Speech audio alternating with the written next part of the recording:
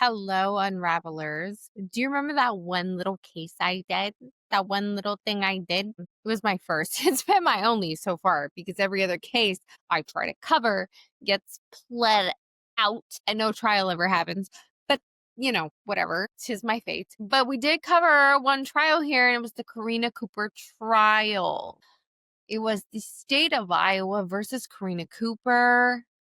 And our victim, our beloved victim, his name is Ryan Cooper. Well, Karina Cooper's co-conspirator, Mr. Huston Danker, which, by the way, if you don't know anything about this case, or if you haven't heard about this case, or if you haven't seen my coverage on this case, just go back to the beginning of my channel. It's literally the first trial that I ever did. I did a deep dive on her, and then we covered every day of the trial, and then we covered we covered her verdict reading, we covered her sentencing. Well, her co-conspirator, her lover, her sexy little boo thing, his name was Huston Danker. Well, before Huston Danker could go to trial, Huston Danker pled guilty. He sure did. And today was his sentencing. Today is the final cap on the case of Ryan Cooper, which has become so incredibly near and dear to my heart. And this is the icing on the cake,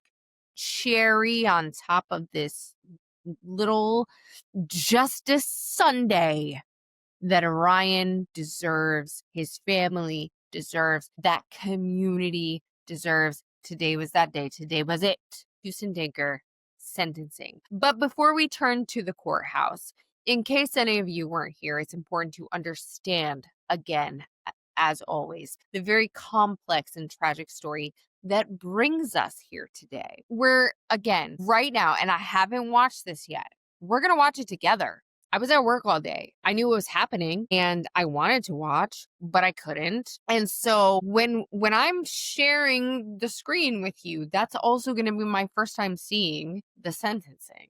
We're watching together. You and me, we're going through this together. So throughout this, what we're going to share, we are going to be anticipating the final sentencing of Huston Danker, right? This is a man who has admitted his role at this point in the very cold-blooded and disgusting murder of Ryan Cooper, a very beloved, respected farmer, father of four from Traer, Iowa. And this is a story of a secret affair, digital deception, and a plot, in many people's opinions, that was driven by lust and greed. Yeah. So just a quick recap. It all began in the early mornings of June 18th of 2021. First responders were called to the Cooper home.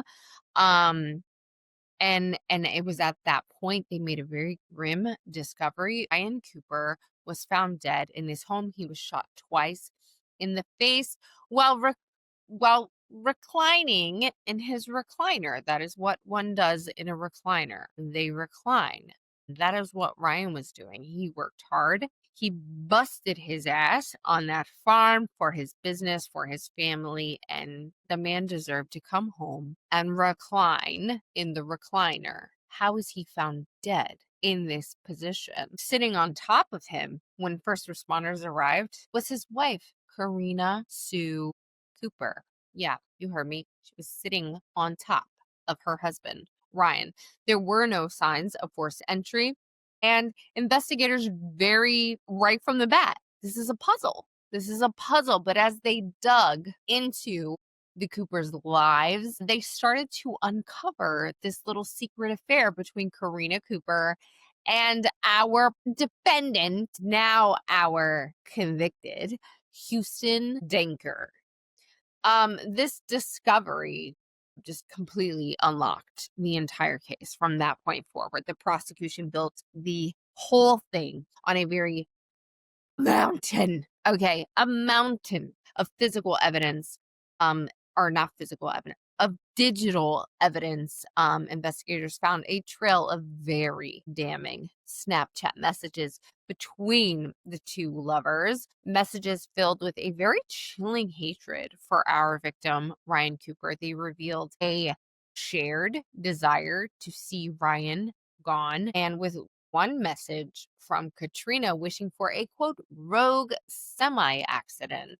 No survivors, unquote. The physical evidence was somewhat crucial here. There wasn't a lot, right? Keep in mind, there was like 2.5 years between the murder and the arrests of Karina and Huston. But there was a .22 caliber shell casing found at the crime scene, which was eventually linked to the gun that Danker's co-worker testified to giving to him shortly after the murder occurred to hold, to keep safe. You know what I mean? And perhaps the most telling physical evidence was the fact that Huston Danker's own Google searches revealed things in the days leading up to the killing, like, quote, best ways to kill somebody, with no way for anyone to find out who did it. What a fucking genius. This guy is so smart. It's amazing that he's sitting here today in front of us. Yeah. And, quote, where do murderers go to prison? In Iowa, unquote. Like, this guy already knew what was coming his way. Obviously, and again, this happened before, these searches were made before Ryan was ever even taken from us. And that is obviously a very revealing for the prosecutor's case of premeditation. Bro, you already knew. You were trying to figure out where you were going to prison before you even did the crime. So let's be real. It's really no surprise to me that on the day of Huston Danker's trial, Huston Danker pled guilty and there was no trial. But this past July, Karina Cooper stood trial. We covered that. If you haven't seen it, go back and watch it. Go back and watch it. She attempted to portray herself as a victim, right? She was a victim who was manipulated and threatened by Huston Danker. She admitted to the affair. She admitted to lying to police, but claimed that she did so out of fear of Huston Danker. But guess what? The jury did not believe Senorita Karina. No, they did not. On July 11th, after literally just a couple hours of, like, 3.5 hours of deliberation, the jury found Miss Karina Sue Cooper guilty of first-degree murder of her husband, Ryan Cooper. Yes. Amen. Hallelujah. We have justice here for Ryan. But that brings us to Huston Danker. His trial, like I said, it was set to begin on August 12th. I was ready. I was so ready to cover this trial. I was ready. He was prepared to offer an alibi, according to reports and what we had heard. He was prepared to offer that alibi up. He was claiming that he was at his parents' home when this entire thing occurred. But in a very stunning, not so stunning, last-minute reversal, Huston Danker walked into the courtroom right before his trial was set to begin. And what did he do? He pled guilty to first-degree murder and accepted the responsibility for his actions and completely sparing the families of the pain of another trial. Do not get me wrong what I'm saying here. Huston Danker himself did not walk into that courtroom hoping to spare the families the pain of another trial. No, that is what it did. That is what his plea led to, the sparing of the families and communities of Ryan Cooper for having to go through another trial. That was not Huston Danker's intention, but that is not what I'm saying at all. Huston Danker did this for Huston Danker. Huston Danker had nobody else in mind other than himself. He didn't do this for them.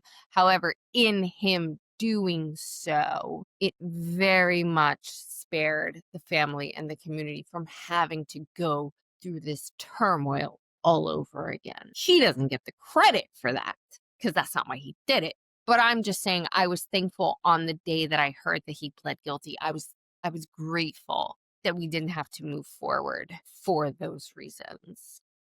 His guilty plea, however, leads directly to the events of today. Where are we today? By admitting his role, Huston Danker sealed his fate, right? The life sentence in the state of Iowa is a formality under their own laws. But today he returned to the courtroom for one final time to be officially sentenced and to potentially face the family of the man whose life he took. And that is the quick story of how we got here. Now, let's go to the courthouse where Huston Danker And you and I are about to learn his fate. Let's unravel.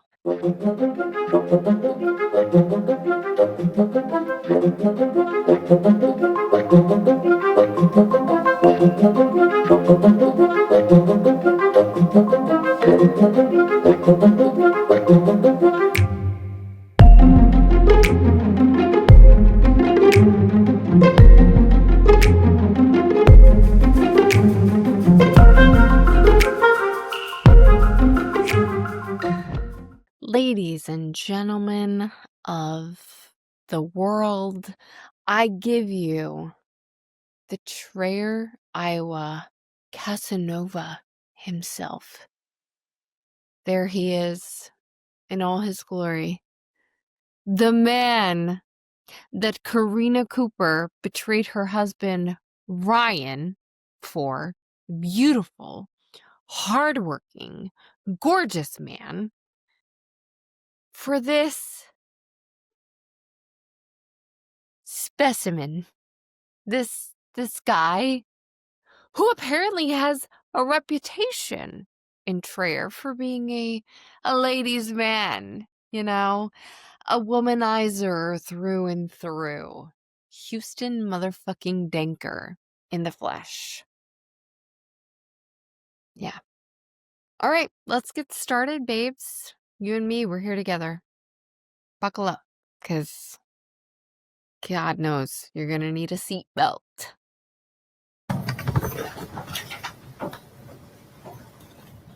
Oh.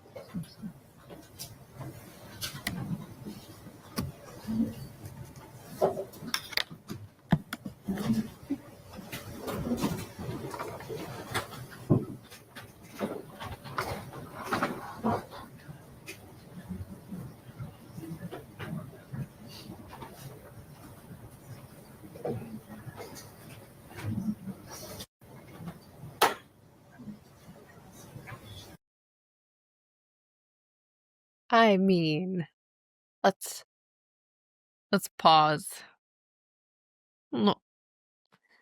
Look at this fella. Casanova, ladies' man of Traer.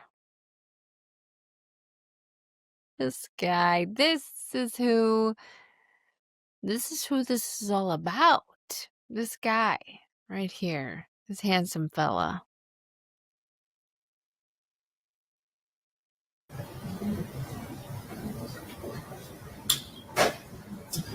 All rise. The Iowa District Court in Entertainment County is now in session. Can I just say really quick how doofy of a fucking asshole he looked like? You're like, really? This guy? Okay, girl. Okay. The Honorable Judge Lars Anderson presiding. Good morning, everyone. Go ahead and have a seat.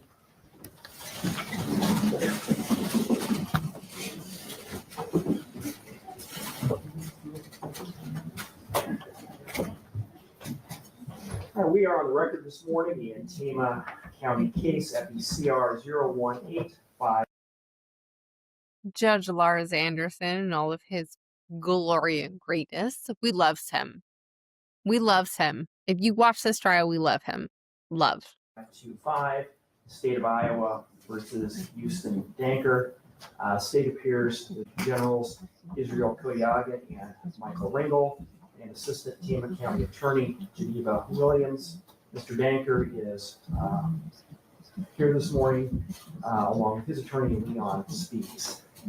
On August 12th of this year, Mr. Danker entered a plea of guilty to the offense of murder in the first degree in violation of Iowa Code Section 701.7 and 707.2, Parent 1, Parent A, Class A felony.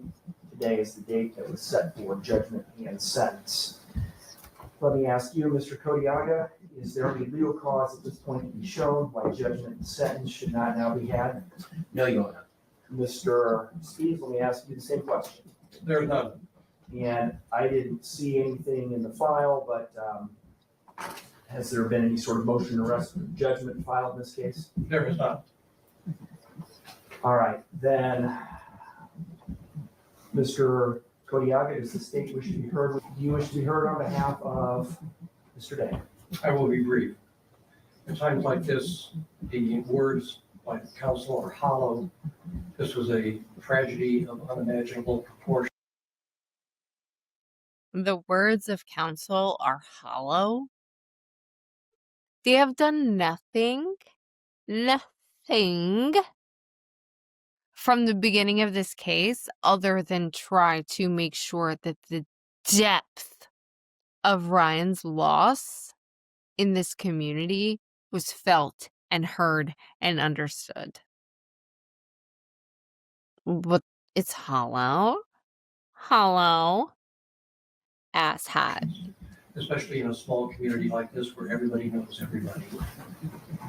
Huston Danker was blinded, both emotionally and spiritually and morally. It led him to aid and abet Karina Cooper in the murder of him. But Huston Danker is not a man without worth. He's not a man without promise. He pledges to his family and to his community that he will take advantage of his isolation to improve himself, improve his aspects and prospects for being a good citizen. You want a cookie, Huston? You want a cookie? Oh, I shall take this time in prison for the rest of my life to improve myself and make sure that I am not in a complete and utter fucking embarrassment to my friends, my family, and my community. If you will allow me to do so, Judge. Good for you, Huston. Fucking stand-up fucking guy you are. There's more than enough grief to go around, and what every crime has ripple effects. This has cataclysmic effects for families and communities. And Huston Danker pledges to the best of his ability to correct the damage that's been done. Can you do so? Can you correct the damage that has been done, Huston? Can you pledge to do so? And if so, please elaborate. Will you now elaborate? Thank you, Mr. Spees. No, of course not. Of course not. Of course you will not elaborate because there's no fucking possible way that you can fucking fix, undo, or make better the fucking damage that you and this woman have done. What is this? Mr. Danker, Iowa law requires, sir, that I give you an opportunity to address me before I render judgment in your case. There is no requirement that you say anything, but if you do have anything you would like to say, this is your opportunity. So anything you'd like to say, Mr. Danker? No thanks. All right. No thanks. No thanks. Coward. Bitch.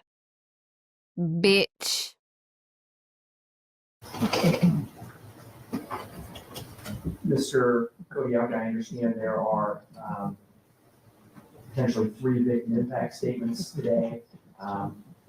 Prior to going on the record, I had a chance to meet briefly with the council and we discussed who the potential statements would be from. And my understanding, Mr. Spees, there's no objection to any of the folks who are proposed to be victim impact statements. Is that correct? It is, Your Honor, yes. All right. So, Mr. Kodiak. Thank you, Your Honor. Yes, the 3 victim impact statements. By the way, I've watched a lot of trials over the last, well, forever. And I'm not saying. And what I want to say is this man, Mr. Israel Kodiaga, was such a joy to watch in trial. Smart, sharp, gives no fucks, and is going to call you on your bullshit every time in a manner that is classy, but cutthroat at the same time. And he was so enjoyable the way that him and Michael Ringel presented this entire case. Again, if you didn't watch the coverage or, Court TV or Law and Crime, they all have this whole case uncut, unfiltered, unedited on their channels. Just go watch this man call out every piece of bullshit imaginable in the Karina Cooper trial, and it's just, I don't know, he's just become one of my favorite DAs, in the public eye. He did an incredible job. The state will call for the first victim input statement, which will be read by Ryan Cooper's sister, Michelle Wilson. Oh, we get to hear from Michelle again. We heard from Michelle in Karina Cooper sentencing a couple of weeks ago. Last week? God.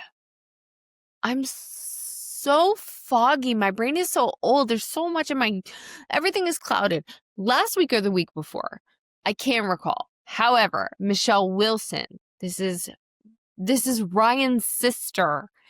And her statement at Karina Cooper's sentencing was powerful, beautiful, emotional. She evoked she brought me to tears. Her and Heather, who, is Ryan's sister-in-law. And if she's speaking again, I am here for it because she knows how to tell it like it is.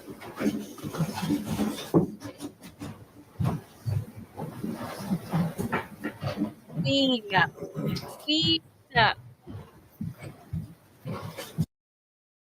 Strong, beautiful. She is here to talk about Ryan and to let everybody know that he shall not, will not ever be forgotten, and why these fuckers deserve to be where they are. And I love her. I love her. Morning, Ms. Wilson. Go and have a seat.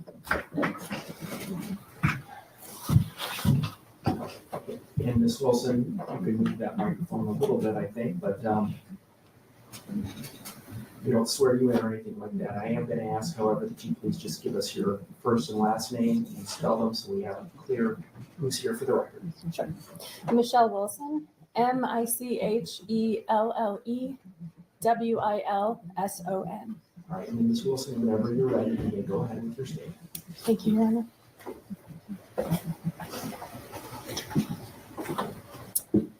Here we are, back in the same courtroom to sentence another psychopath for the first-degree murder of my brother, Ryan Cooper. Preparing and presenting a second victim impact statement for the murder of a loved one is unjust. Not only did one of these psychopaths have a demented, vile, and evil mind, but they both contributed to the planning and execution of my brother's murder. At no point did either of the two accomplices consider their plan to be unconscionable, immoral, unprincipled, or evil. No, their plan to murder my brother was just an item on their checklist, just an agenda item on their way to building a dream life together. A sick, disgusting plan to achieve their dreams. But what about my brother's dreams?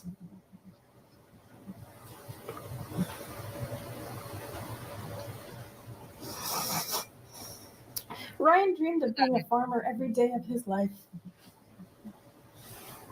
Ryan dreamed of being a farmer like his dad, his grandfather, and his great-grandfather. I was 10 years older than Ryan and remember so much about him as a young boy on the farm. I remember numerous times he would stand at the front door watching the tractors and equipment roll in and out of our farm, just hoping one would stop, open the door, and motion for him to come out and hop in.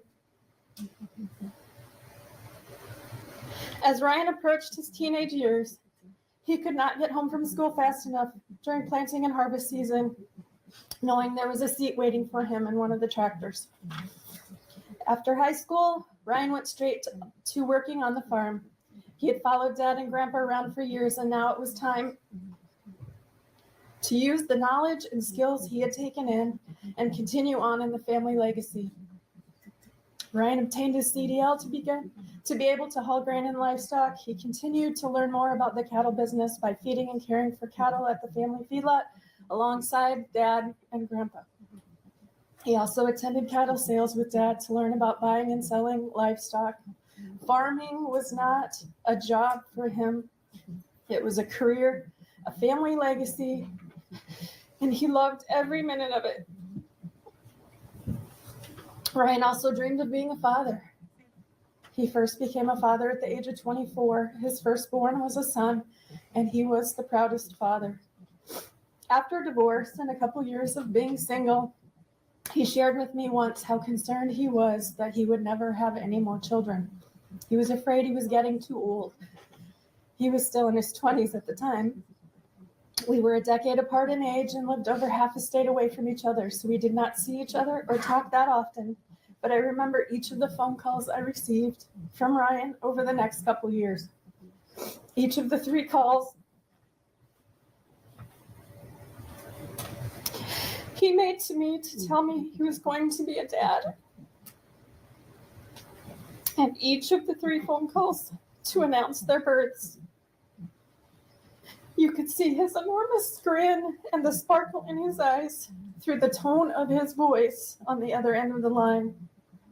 Ryan spent his years as a dad, loving his children unconditionally, being a great role model and teaching them right from wrong.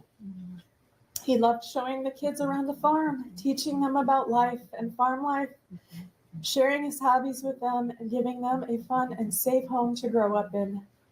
Ryan took his role as a dad just as seriously as his career on the farm. Aside from his dreams, Ryan was a quiet man. He preferred to stay in the shadows. He was generous and a well-respected member of the community.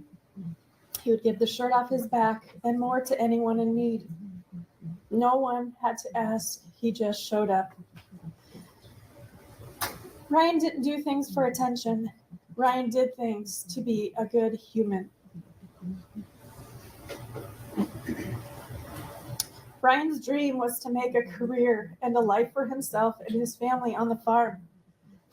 Ryan's dream was to have a family, a home full of kids to love and to care for, to watch his children grow up and his children's children grow up. What Ryan wanted most for his children was for them to understand that showing love and compassion for others was being a good human, that working hard was honorable and rewarding. Those were Ryan's dreams. What was your dream? Was it your dream to have Ryan's life? You would murder him and assume his... Let me tell you something. What I love about victim impact statements in general, but specifically this case, when Michelle spoke at Karina Cooper sentencing, she did the same thing. She took her time to make sure that this moment was not about the person sitting across from her. She made sure that she made everyone remember who this entire thing was about. It was about her brother. It was about Ryan Cooper.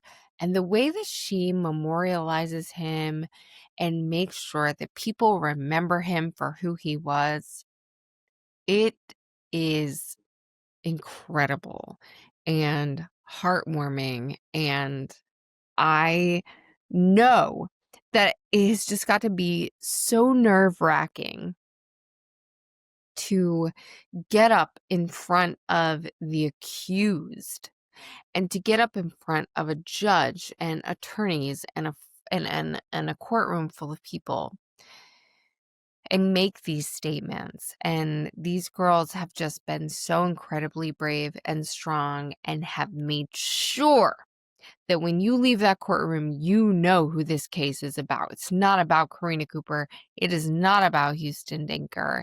It is about this man. It is about Ryan Cooper.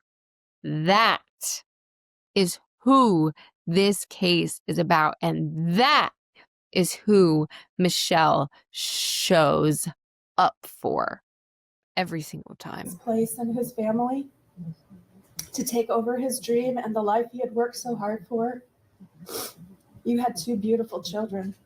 Why did you need Ryan's life? Was your dream to be like Ryan? To be kind and compassionate, hardworking and honorable?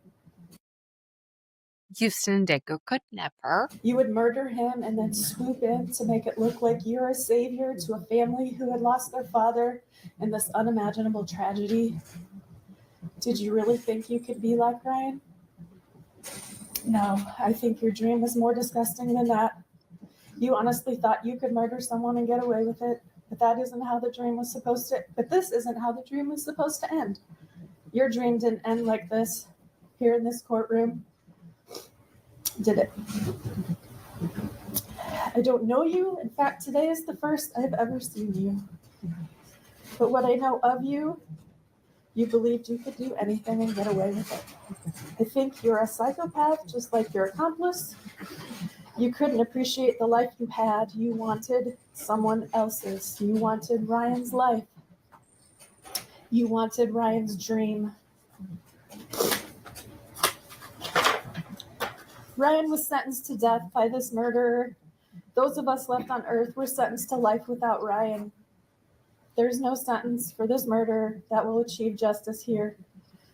But the sentence this murderer receives today will ensure that he will never live his dream or anyone else's dream for the rest of his pathetic life. If she just would have remembered those casings, those fucking casings. Fact.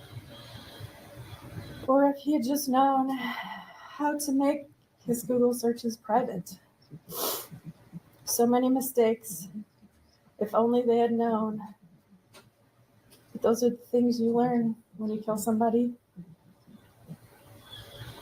Something else you might not know, when you get to prison and start sharing your stories, I would think it's best not to refer to yourself as anyone's gay best friend.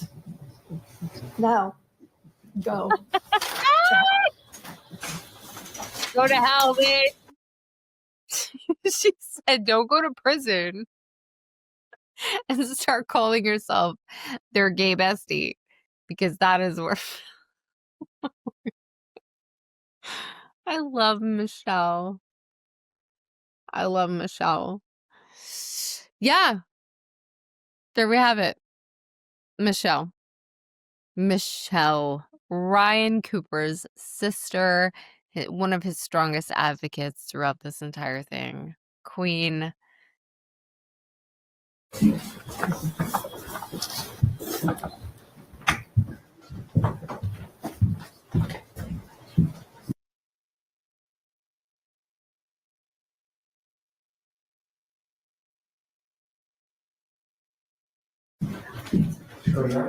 The second. All right, guys. Listen up. So, I watched this and it was a bunch of silence. With the camera just panned on Houston. And I was like, what's going on? Because Israel Kodiaga said the second witness is, and it cuts short. I don't know yet. And it may have come out since I started recording this. I don't know who this witness is, but it's a minor. Okay? This is a minor witness who is on the stand giving their victim impact statement against this man, Huston Danker. Now, the camera stays on Houston this entire time. I skipped forward because I was just kind of trying to defluff for everyone. But I realized something's happening and we're just not hearing it. Yes, someone is giving a victim impact statement, and it was apparently a minor child. Watch Houston. Now, I'm not going to do this throughout because he's so emotionless and expressionless, and just watch. I'll skip through a little bit at a time so you can see that while this entire muted person is speaking, Houston has there's nothing. There's nothing there. Nothing.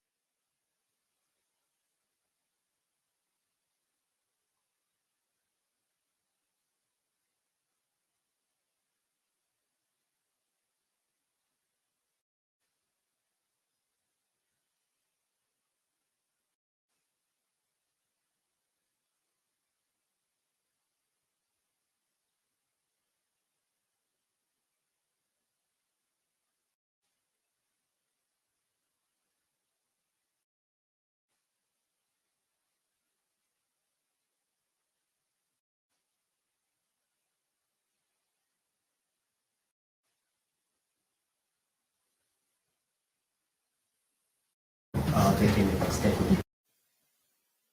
And guys, if I'm not mistaken,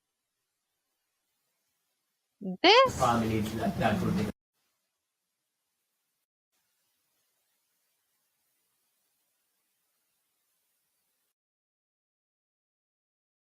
is that a little smirky to anyone else? Or is that just like contempt? Like or is that just me? Is that just me making things up? Hold, like, and then the eye roll, like, oh my god, like, you know? Look, and the side eye, this whole thing, look, like, and there was a chuckle there. There's a chuckle.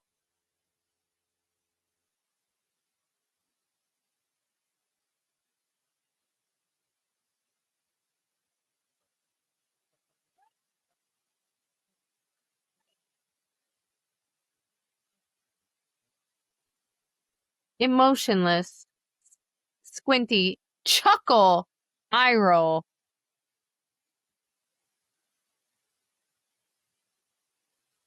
Just,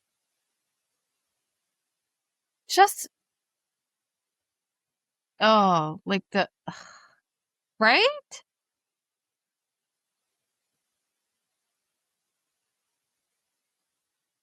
Oh my god, what else? What else?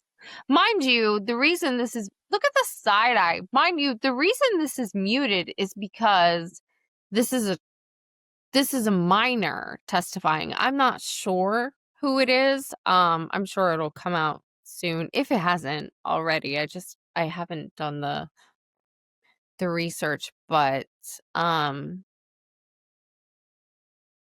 yeah, I don't know, guys.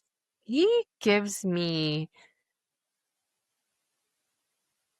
some pretty serious look. Did you guys see that?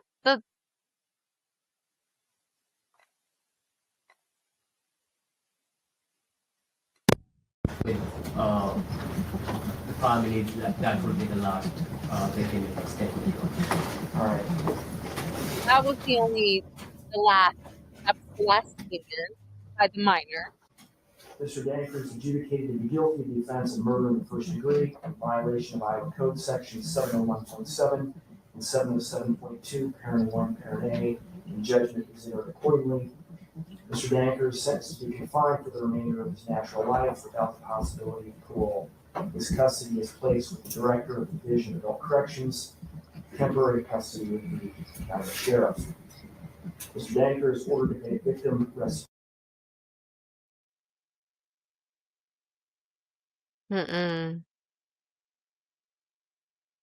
I don't like him.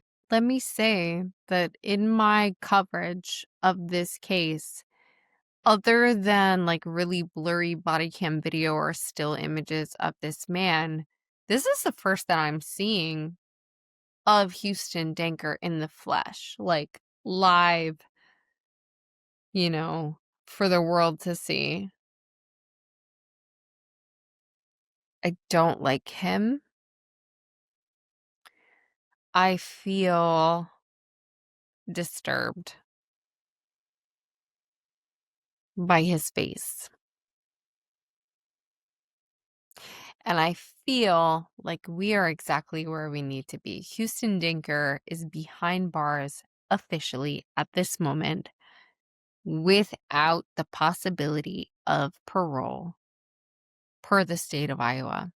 And thank God for Judge Anderson. Restitution to the estate of Ryan Cooper in the amount of $150,000 as required by Iowa Code Section 910.3B, Parent 1, and restitution in the amount of $14,944.78 to the Crime Victim Compensation Program.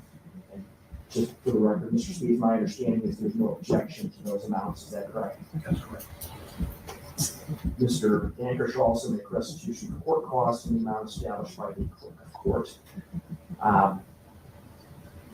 Mr. Danker did file an affidavit, financial affidavit with respect to category B. My understanding is, I've reviewed that affidavit. My understanding is the state has no objection to me making a determination based on my review of that affidavit as to Mr. Danker's ability to pay category B restitution. Is that correct, Mr. Kodiaga? Yes, Your Honor. Based on my review of that affidavit, I will waive the payment of category B restitution for Mr. Danker. As required by Chapter 81 of the Iowa Criminal Code, Mr. Danker shall provide a DNA sample to the Department of Correctional Services for purposes of DNA profiling. Pursuant to Iowa Code Section 811.1, I know appeal bond is permitted in this case. As far as the reasons for my sentence are concerned, the sentence imposed is mandatory and the court has no discretion to impose anything else. Mr. Danker, I do give you some credit for your guilty plea and taking some responsibility for your actions in connection with the senseless murder of Ryan Cooper. Whether you admitted your full involvement in exactly who shot Ryan Cooper, we may never know. I also hope that you have the opportunity to demonstrate your worth as indicated by Mr. Spees moving forward. But all that said, your guilty plea does not atone for Mr. Cooper's senseless murder, which has impacted so many people, as you've heard here today from the victim impact statements that have been given. Facts. You'll have plenty of time to think about that, ponder that with your sentence. Mr. Danker, I need to let you know that you have a right to appeal this case to the Iowa Supreme Court. You don't like hearing that, Huston? You don't like hearing that what you did does not atone for the fact that Ryan still fucking matters? That irritated you? I could see that. Okay. No, he still fucking matters. He will always fucking matter. And you don't fucking matter. You don't fucking matter. This is a formality, sir, to make sure that you are put away and that you don't see the light of day again. But Ryan fucking matters, and Ryan will always fucking matter. And I see how that bothered you there. I saw that. If you're unable to pay the costs associated with the appeal, you have the right to apply to the court for appointment of counsel and furnishing any necessary transcripts. All is provided for in Iowa Criminal Code Chapter 8. That's the end of it. We're good. Woo. That was it. That was the sentencing of our dear friend, Huston Danker, who we've been following for a while. Why? Why? Okay. That actually is the end of it, guys. I know I said this with Karina's sentencing. I meant that in the way that I was done with Karina, because Karina was the focus of this case here, because it was her husband.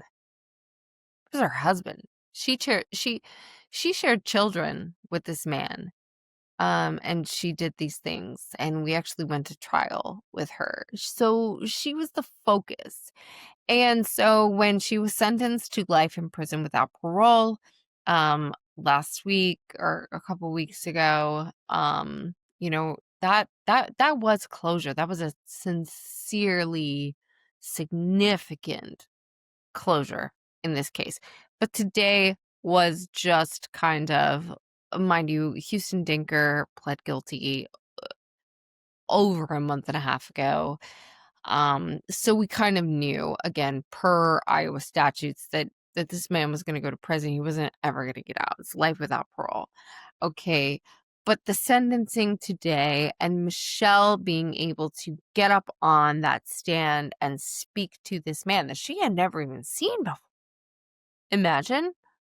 She had never even seen this man face to face. She only knew the chaos that he had caused in her life, the disruption and the devastation that happened after he entered Karina Sue Cooper's stratosphere.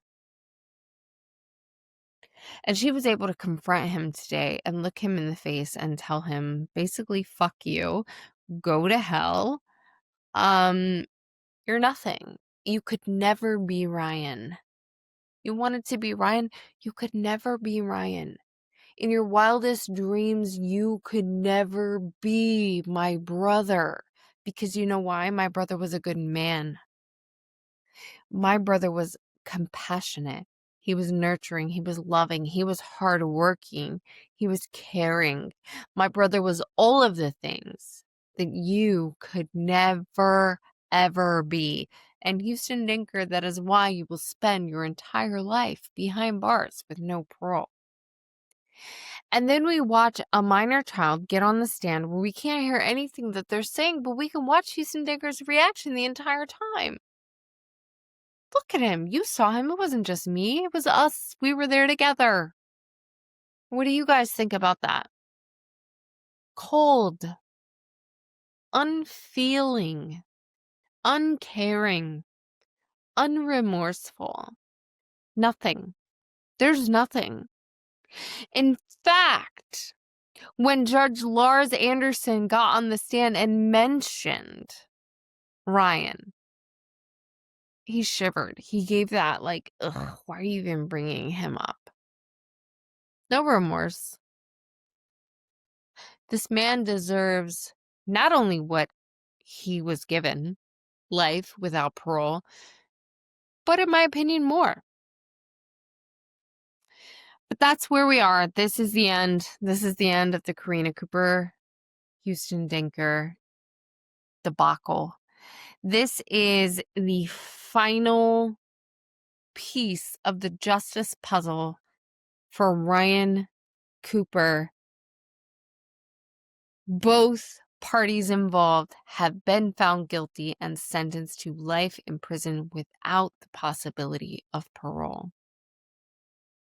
Again, to Ryan's family who watches me, because I know there's a few of you, I love you so much for being here with me to watch this and to talk about this and to see this entire thing through, because I had one goal in mind, and that was justice for Ryan, for the entire community of Traer who has been shocked and devastated and betrayed by this entire thing, but has been here with me, talking with me in private messages and in comments and sharing your thoughts and your feelings with me on both sides of the fence. I love you and I support you. And I hope that there's healing now that this is done. Done. I hope that there is healing for everyone moving forward. You guys have meant so much to me throughout this trial. It it it completely changed the trajectory of my channel. Um the people who now just support me, and this was the catalyst for me, was interacting with the people who were near and dear to this case. And in doing so, this case became so near and dear to me. And the fact that now, on the Karina side and on the Huston side, we have justice for both of these people. They will never get out of jail. They will never get out of jail. They will never hurt another person. That is something. And though it will never erase what happened, it will never erase the pain, it will never erase the tragedy.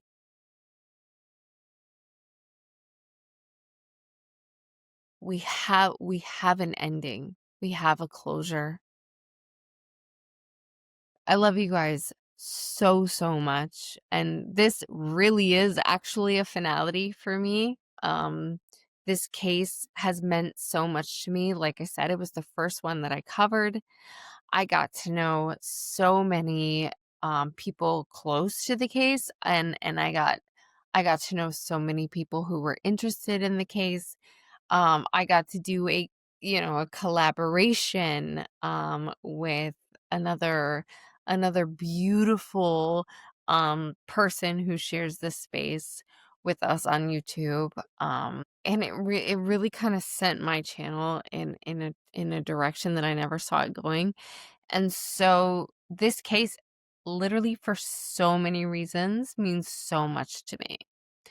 But the most important thing, again, is just the fact that as of today, as of tonight, everyone in that community of Trier can close their eyes and know that the people that were responsible for this, in my opinion, and now in the opinion of a court of law, I can officially say they did this.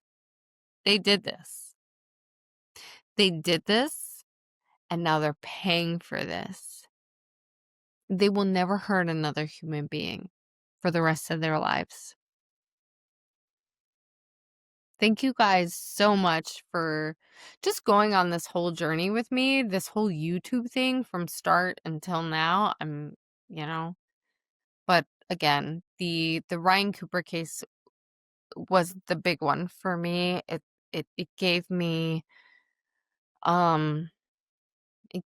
you guys, and I'm so grateful for that. And I hope that you guys will stick the rest of this out with me so that we can keep growing as a community who really focuses on victims. That's why we're here. Victims, families, communities, and justice. At the end of the day, it's all about following this shit through from start to finish, no matter how long that takes. It honestly means the world to me because this is my outlet, and I hope that I can just continue sharing with you guys. So I want you all to give this video a like and a share. Go ahead and click subscribe. You know what to do. And until I see you guys again soon, maybe Sunday, I think I have another thing that I'd like to talk about. But if not Sunday, then Monday. But I will see you guys very soon. And until I do, please stay safe, keep asking questions, and keep unraveling. Love you.